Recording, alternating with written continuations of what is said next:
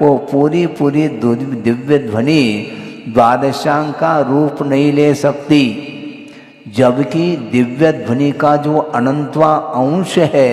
वही द्वादशांग के रूप में समाहित हो जाता है, ऐसा आगमकारों का कहना है। तो इस प्रकार गणधर परमेष्टि ने रिद्धि से संपन्न वे गणधर परमेष्टि जिनके पास अवधि ज्ञान भी है, विपुलमति मनपरि ज्ञान भी है और अनेक रिद्धियों से वह संपन्न है, और उस दिव्य ध्वनि का आधार लेकर के उसको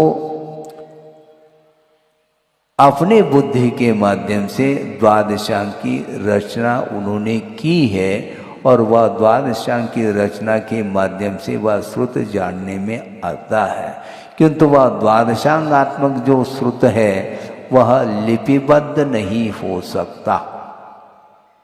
हाँ, वह सूत्रात्मक रहता है और सूत्र में अनंत अर्थ गर्भित होता है, ऐसा उल्लेख है। एक सूत्र है उसमें अनंत अर्थ समाहित है, इसलिए धीरे धीरे धीरे धीरे जैसे जैसे श्रुत ज्ञान का ह्रास होता चला गया तो सूत्र को समझने की क्षमता जिसके अंदर नहीं है उनके लिए उस सूत्रों के ऊपर टीका लिखने की आवश्यकता पड़ी है,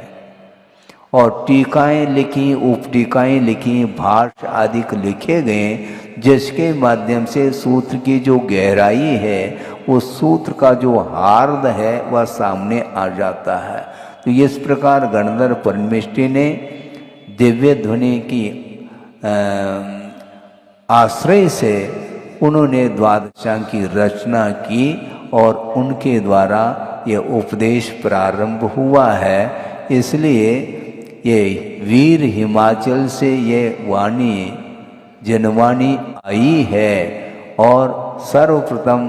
गौतम गणधर ने ही उसको झेला है और उन्होंने विश्व को उपदिष्ट किया है। तो इस प्रकार वस्तु तत्व को जानने के लिए बहुत सूत्र का कोई पार नहीं है, और समय कितना है, कालो थो कहा, काल बहुत अल्प है? जीवन का काल